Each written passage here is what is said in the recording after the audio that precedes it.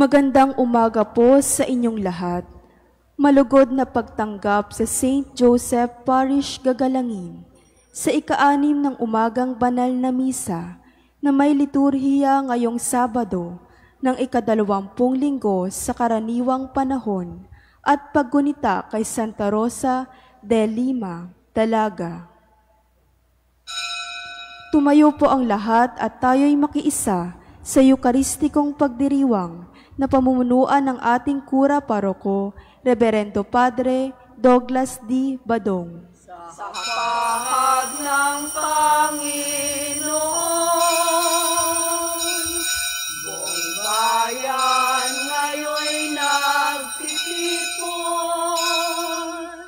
upang pagsaluhan ang kaligtasan, handog ng Diyos sa tanan.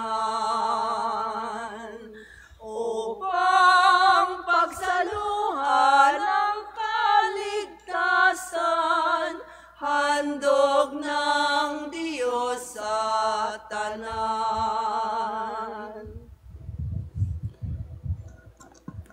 Sa ngalan ng Ama at ng Anak at ng Espiritu Santo. Amen. Ang pagpapala ng ating Panginoong Hesukristo, ang pag-ibig ng Diyos Ama, at ang pakikipagkaisa ng Espiritu Santo naway sumainyong lahat. At sumaiyo rin. Mga kapatid, aminin natin ang ating mga kasalanan upang tayo'y maging marapat gumanap sa banal na pagdiriwang. Inaamin ko sa makapangyarihang Diyos at sa inyo mga kapatid, na lubha akong nagkasala sa isip, sa salita at sa gawa, at sa aking pagkukulang. Kaya isinasamo ko sa mahal na Birheng Maria, sa lahat ng mga anghel at mga banal, at sa inyo mga kapatid, na ako'y panalangin sa Panginoong ating Diyos. Kaawaan tayo ng makapangyarihang Diyos, patawarin tayo sa ating mga kasalanan, at patnubayan tayo sa buhay na walang hanggan. Amen. Panginoon, kaawaan mo kami. Panginoon, kaawaan mo kami. Kristo, kaawaan mo kami. Kristo, kaawaan mo kami. Panginoon, kaawaan mo kami. Panginoon, kaawaan mo kami. Manalangin tayo. Ama naming makapangyarihan, ginawa mong si Santa Rosa ay mag-alab sa iyong pag-ibig. Ano pat nilisan niya ang tanang bagay sa daigdig upang tanging para sa iyo makapamuhay ng may matinding pagtitiis na bukal sa kalooban. Bilang tugon sa kanyang pagdalangin, kami naway tumatahak sa iyong landasin, ay makalasap ng tamis ng pag-ibig sa iyong piling sa pamamagitan ni Jesucristo kasama ng Espiritu Santo magpasawalang hanggan. Amen.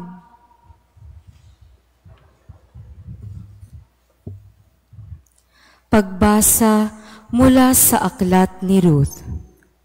Si Elimelech, ang nasirang asawa ni Noemi, ay may isang kamag-anak na ang pangalay Boaz. Mayaman ito at makapangyarihan. Isang araw, sinabi ni Ruth kay Noemi, "Pupunta po ako sa bukid at mamumulot ng mga uhay na naiiwan ng mga gumagapas. Doon ako sa may likuran ng sino mang papayag." Sumagot si Noemi, "Ikaw ang bahala, anak." Kaya't si Ruth ay nagtungo sa bukid at namulot ng mga uhay kasunod ng mga gumagapas. At ang napuntahan niya ay ang bukid ni Boaz. Nilapitan ni Boaz si Ruth at kinausap, "Anak, huwag ka nang pupunta sa ibang bukid. Dito ka na lamang mamulot kasama ng aking mga manggagawang babae. Tignan mo kung saan sila gumagapas at sumunod ka. Sinabihan ko na ang aking mga tauhan na huwag kang pagbabawalan." Yumukod si Ruth bilang pagbibigay galang at ang wika, "Napakabuti ninyo sa akin, gayong ako'y dayuhan lamang. Sumagot si Boaz, nabalitaan ko ang lahat ng ginawa mo sa iyong biyanan mula nang mamatay ang iyong asawa. Alam ko ring iniwan mo ang iyong mga magulang at sariling bayan upang makipamayan sa isang lugar na wala kang kakilala. Napangasawa nga ni Boaz si Ruth at iniuwi sa kanyang tahanan. Sa kapanahunan, pinagkalooban sila ng Panginoon ng isang anak na lalaki. Si Noemi ay binati ng kababaihan. Purihin ang Panginoon. Binigyan kanya sa araw na ito ng isang apo na kakalingas sa iyo. Maging tanyag nawa sa Israel ang bata. Maghatid nawa siya ng kaaliwan sa puso mo at maging gabay sa iyong katandaan. Ang mapagmahal mong manugang na nagsilang sa bata ay higit kaysa 7 anak na lalaki. Kinuha ni Noemi ang bata, magiliw na kinalong at inalagaang mabuti. Siya'y tinawag nilang Obed. Balanay sinabihan nilang magkaapo ng lalaki si Noemi. Si Obed ang ama ni Jesse na ama ni David. Ang salita ng Diyos. Salamat sa Diyos. Siya'y laging pagpapalain kung ang poon ay susundin. Siya'y laging pagpapalain kung ang poon ay susundin. Mapalad ang bawat tao na sa Diyos ay may takot. Ang maalab na adhikay sumunod sa kanyang utos. Hindi siya magkukulang sa anumang kailangan. Ang buhay ay maligaya't uunlad ang kanyang buhay. Siya'y laging pagpapalain kung ang poon ay susundin. Sa tahanan, ang asawa'y parang ubas na mabunga. Bagong tanim na olibo, sa may dulang ang anak niya. Siya'y laging pagpapalain kung ang poon ay susundin. Ang sino man kung ang Diyos buong pusong susundin, buhay niya ay uunlad at laging pagpapalain. Mula sa Sayon, pagpapala nawa ng Diyos ay tanggapin at makita habang buhay pag-unlad ng Jerusalem. Siya'y laging pagpapalain kung ang poon ay susundin. Magsitayo po ang lahat.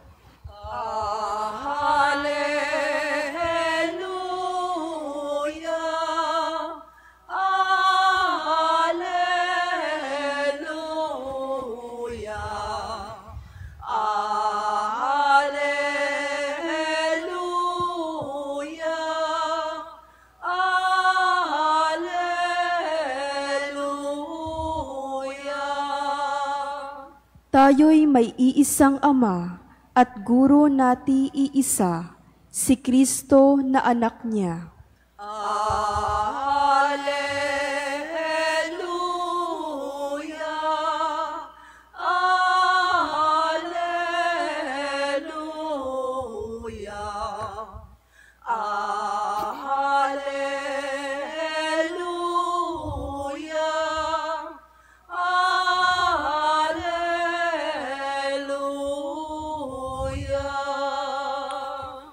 Sumainyo ang Panginoon. At sumaiyo rin. Ang mabuting balita ng Panginoon ayon kay San Mateo.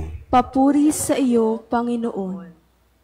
Noong panahong iyon, sinabi ni Jesus sa mga tao at sa kanyang mga alagad, ang mga iskriba at ang mga pariseyo ang kinikilalang tagapagpaliwanag ng kautusan ni Moises.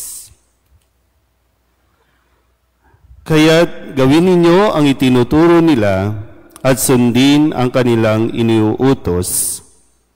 Ngunit huwag ninyong tularan ang kanilang gawa, sapagkat hindi nila isinasagawa ang kanilang ipinangangaral. Nagbibigkis sila ng mabibigat na dalahin at ipinapapasan sa mga tao, ngunit ni daliri ay ayaw nilang igalaw upang tumulong sa pagdadala ng mga iyon. pawang pakitang tao ang kanilang mga gawa. Nilalaparan nila ang kanilang mga pilakterya at tinahabaan ng palawit sa laylayan ng kanilang mga damit. Ang ibig nila'y ang mga upuang pandangal sa mga piging at mga tanging luklukan sa mga sinagoga. Ang ibig nila'y pagpugayan sila sa mga liwasang bayan at tawaging guro.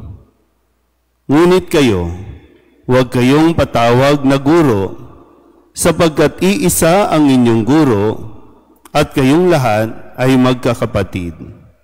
At huwag ninyong tawaging ama ang sinumang tao sa lupa, sapagkat iisa ang inyong ama, ang amang nasa langit. Huwag kayong patawag na tagapagturo, sapagkat iisa ang inyong tagapagturo, ang Mesiyas. Ang pinakadakila sa inyo ay dapat maging lingkod ninyo. Ang nagpapakataas ay ibababa, at ang nagpapakababa ay itataas. Ang mabuting balita ng Panginoon. Pinupuri ka namin, Panginoong Hesukristo. Isang magandang umaga po sa inyong lahat. Ngayon po ay Sabado ng ika-20 linggo sa karaniwang panahon at sa tulong ni Santa Rosa de Lima ay atin nawaring matanggap at maunawaan ang mga mensahe na ibinibigay sa atin ng Panginoon sa araw-araw upang tayo po ay magkaroon ng buhay na ganap at buhay na Kanyang ipinangako doon sa langit. Balikan natin muli ang ilan sa mga salita na binigay sa atin ng ating Panginoon. Nung Lunes, ipinahayag sa atin nung lumapit ang isang lalaki at magtanong kung paano magkakaroon ng buhay na walang hanggan dahil sa kabila ng kanyang pagiging napakamayaman ay hindi pa rin nakukumpleto o nagkakaroon ng fulfillment sa kanya. Kaya yung tanong niya, paano ba magkaroon o magkamit ng buhay na walang hanggan? Sinabi ni Jesus, kung ibig mong maging ganap, humayo ka, ipagbili ang iyong ari-arian at ipamahagi sa mga dukha ang pinagbilhan. Nung Martes, ang sinabi rin sa atin, at ang sino mang magtiis na iwan ang tahanan, mga kapatid na lalaki at babae, ama, ina, mga anak, o mga lupain alang-alang sa akin, ay tatanggap ng makasandaang ibayo at pagkakalooban ng buhay na walang hanggan. So, muli, nawa ay maging bahagi po ng ating pinagkakaabalahan o pinaglalaanan ng iniisip natin yung kung ano ang mangyayari sa atin pagkatapos ng buhay dito. Tandaan niyo po, hindi dito ang habang buhay. Lahat ng naririto sa mundo ay mayroong katapusan. Kaya kailangan din natin kinukonsider ano ba ang buhay na naghihintay sa akin sa kabila. Dahil yon ang buhay na walang hanggan. Nung Miyerkules, ang sinabi sa atin, kaya't ang nahuhuli ay mauuna at ang nauuna ay mahuhuli. Kasi kapin din natin, mahalaga po kasi yung mga huling sandali din.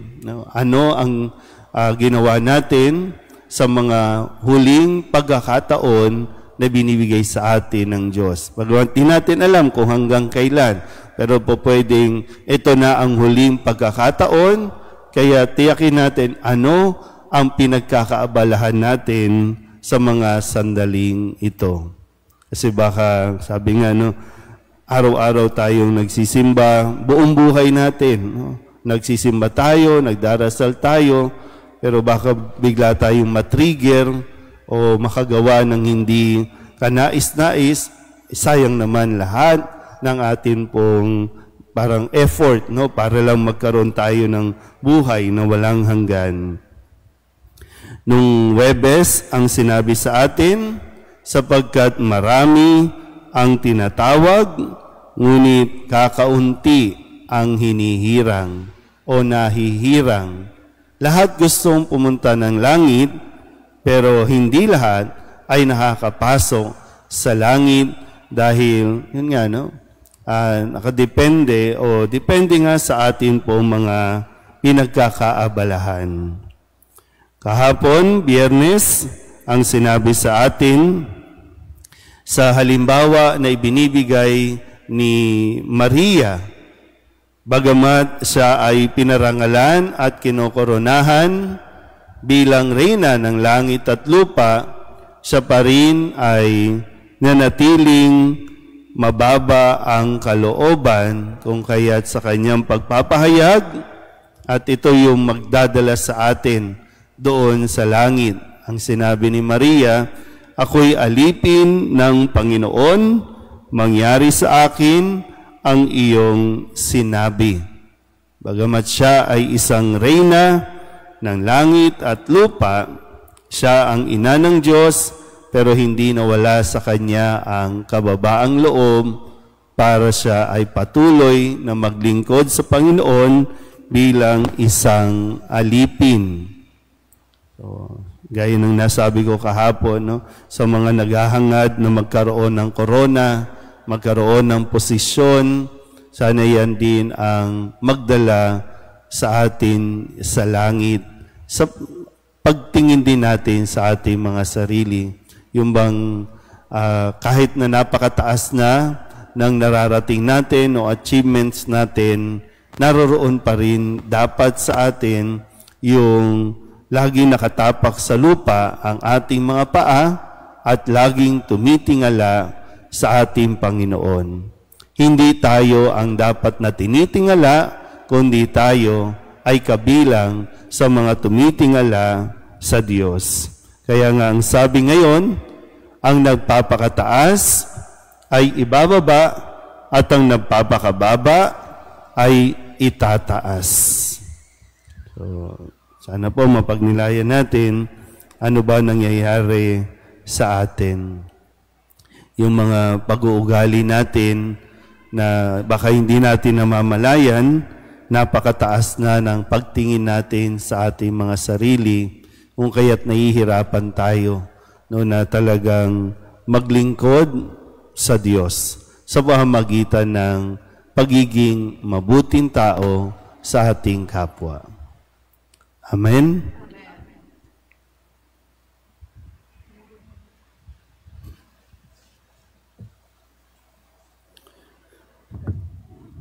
Meron tayong isang Ama sa langit at isang guro, ang kanyang bugtong na anak.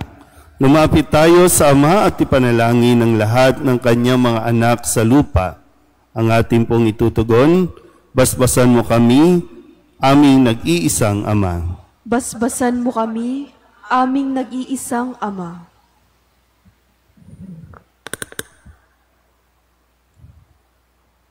Ang mga tinawag sa ministry ng orden naway maging tapat at matyaga sa kanilang banal na tungkulin.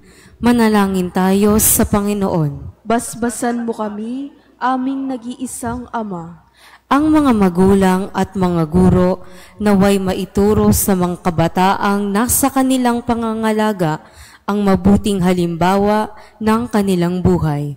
Manalangin tayo sa Panginoon. Basbasan mo kami, aming nag-iisang Ama. Ang salita ng Diyos naway maging gabay natin sa ating mga kilos at naway lagi nating asamin na gumawa ng mabuti. Manalangin tayo sa Panginoon. Basbasan mo kami, aming nag-iisang Ama. Ang mga matatanda, nalulumbay at mga may sakit, naway tignan natin ng may habag at pag-aangin ang kanilang pagdurusa. Manalangin tayo sa Panginoon. Basbasan mo kami, aming nag-iisang Ama. Ang mga yumao naway tumanggap ng walang hanggang kapahingahan at bagong buhay sa kaharian ng Diyos. Manalangin tayo sa Panginoon. Basbasan mo kami, aming nag-iisang Ama. Idulog din natin sa Panginoon ang ating mga personal na kahilingan at mga panalangin para sa ating mga pamilya, kasama din ang mga kahilingan ng mga nanonood sa online. Lahat ng mga misang pasasalamat, special na intensyon, agarang paggaling ng mga may sakit, at ang lahat ng mga kaluluwa na inihiling na ipagdasal sa misang ito.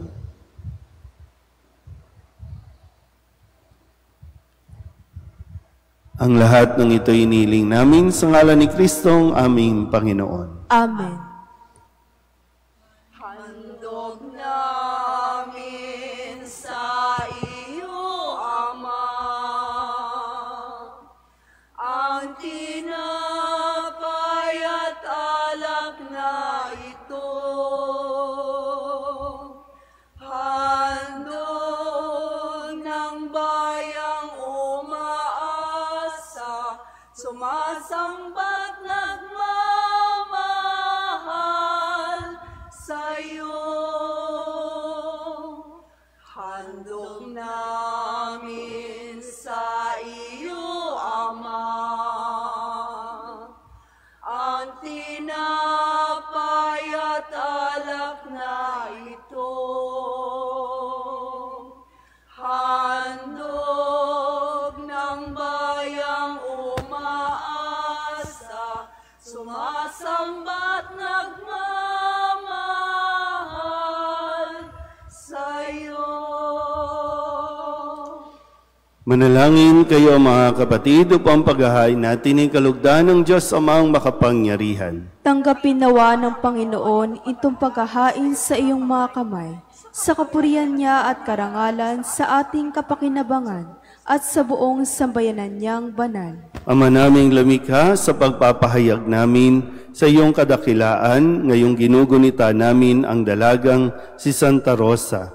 Ang kalugod-lugod niyang kagitingan sa pamumuhay ay magpagindapat nawang kalugdan mo ang aming mga alay sa pamamagitan ni Jesucristo kasama ng Espiritu Santo magpasawalang hanggan. Amen. Sumainyo ang Panginoon. At sumaiyo rin. Itaas sa Diyos ang inyong puso at diwa. Itinaas na namin sa Panginoon. Pasalamatan natin ang Panginoong ating Diyos. Marapat na siya ay pasalamatan. Ama naming makapangyarihan, tunay ngang marapat na ikaw ay aming pasalamatan. Ngayoy ikinagagalak naming may mga banal na tao na nagtalaga ng sarili sa anak mong si Jesucristo. Ang ipamalas nila ang paghahari mo at maakit ang kapwa na manalig sa iyo. Ngayon sa aming ibinibigay ng iyong anak na minamahal ang kabanalang iyong taglay at hangad mong kamtin ng tanan. Ito ang pinanggalingang amin ngayong nililingon. Dito mo rin nais na kami makarating at tumantong. Kaya kaysa ng mga anghel ang sisiawid ng papuri sa iyo, nang walang humpay sa kalangitan, kami nagbubunyi sa iyong kadakilaan. Santo, Santo, Santo, Panginoong Diyos ng mga hukbo, napupuno ang langit at lupa ng kadakilaan mo, o sana sa kaitaasan, pinagpala ang naparirito sa ngalan ng Panginoon, o sana sa kaitaasan. Ama naming banal, ikaw ang bukal ng tanang kabanalan.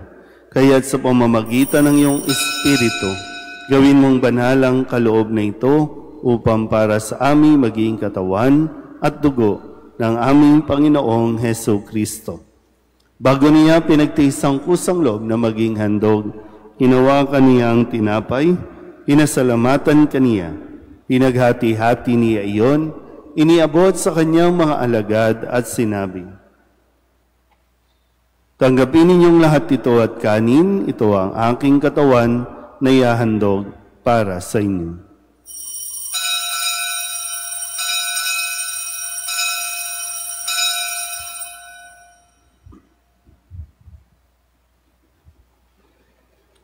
Gayun din naman nang matapos ang hapunan, hinawakan niya ang kalis, muli kaniyang pinasalamatan.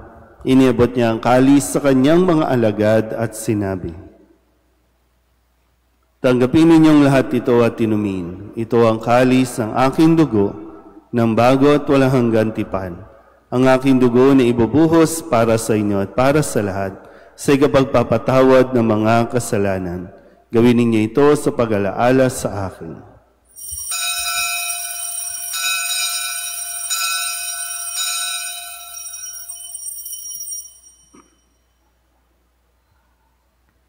Ipagbunyi natin ang misteryo ng pananampalataya.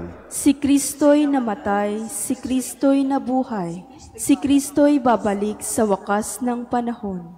Ama, ginagawa namin ngayon ang pag-alaala sa pagkamatay at muling pagkabuhay ng iyong anak.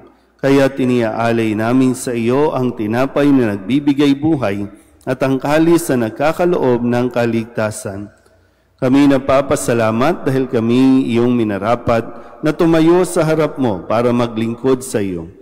Isinasamo namin kami magsasalo-salo sa katawan at dugo ni Kristo ay mabuklod sa pagkakaisa sa pamamagitan ng Espiritu Santo. Ama, lingapin mo ang iyong simbahang laganap sa buong daigdig.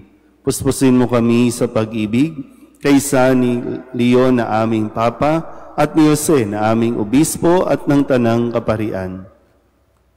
Alalahanin mo si Carmelita na tinawag mo mula sa daigdig na ito. Nung siya'y binyagan, siya'y nakaisa ni Kristo sa pagkamatay. Ngayon siya'y pumanaw, naway makaisa siya ni Kristo sa pagkabuhay. Alalahanin mo rin ang mga kapatid naming nahimlay na may pag-asang sila'y muling mabubuhay, gayon din ang lahat ng mga pumanaw. Kawaan mo sila at patuloyin sa iyong kaliwanagan. Kawaan mo at pagindapating kaming lahat na makasalo sa iyong buhay na walang wakas. Kaysa ng mahal na Birheng Maria na ina ng Diyos, ng kabiyak ng puso niyang sa San Jose, kaysa ng mga apostol at ng lahat ng mga banal na namuhay dito sa daigdig ng kalugod-lugod sa iyo, may pagdiwang nawa namin ang pagpupuri sa ikararangal mo sa pamamagitan ng iyong anak na aming Panginoong Heso Kristo. Sa pamamagitan ni Kristo, kasama niya at sa Kanya, ang lahat ng parangal at papuri ay sa iyo, Diyos Amang makapangyarihan, kasama ng Espiritu Santo, magpasawalang hanggan.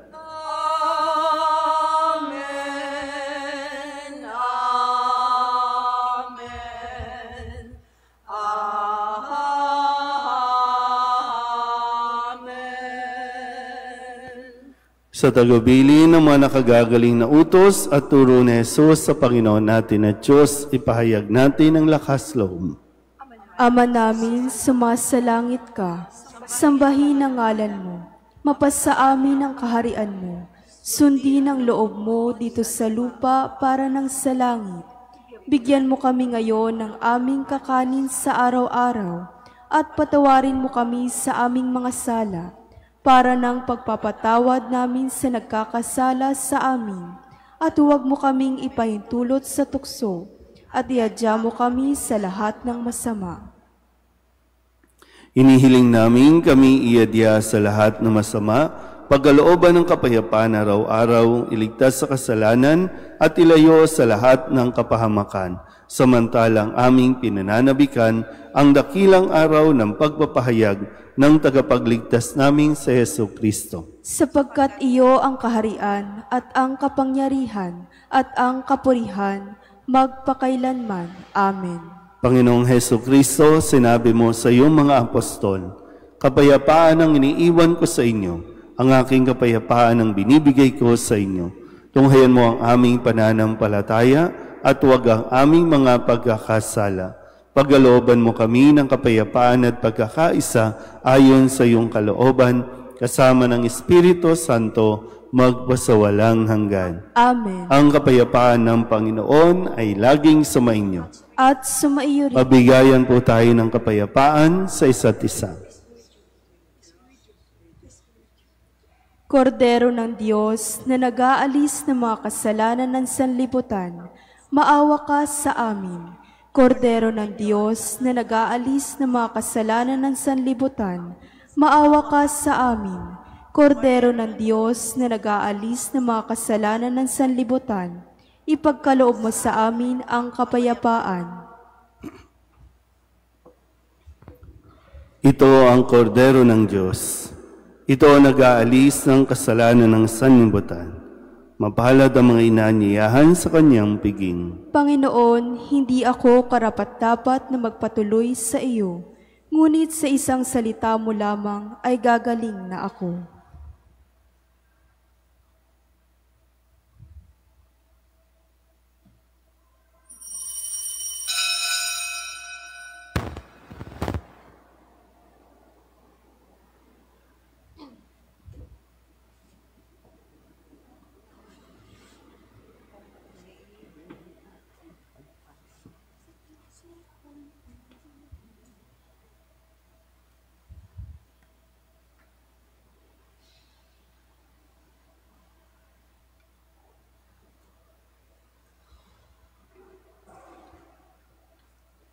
Magsitayo na po ang lahat. Manalangin tayo. Ama naming mapagmahal, sa pagsasalo namin ngayon sa banal na pakikinabang, matulungan nawa kami ng ulirang katapatan ni Santa Rosa upang tanging ikaw ang aming mahalin habang inaako namin ang malasakit ni Jesucristo kasama ng Espiritu Santo magpasawalang hanggan. Amen. Sumainyo ang Panginoon. At sumaiyo rin. At pagpalain kayo ng makapangyarihang Diyos, Ama at Anak at Espiritu Santo. Amen. Tapos ang banal na misa, humayo tayo sa kapayapaan ni Kristo. Salamat sa Diyos. Magandang umaga po. Masdan mo ang lingas ng pag-asa at ang awit namin pakinggan na tunay nating makakamtan.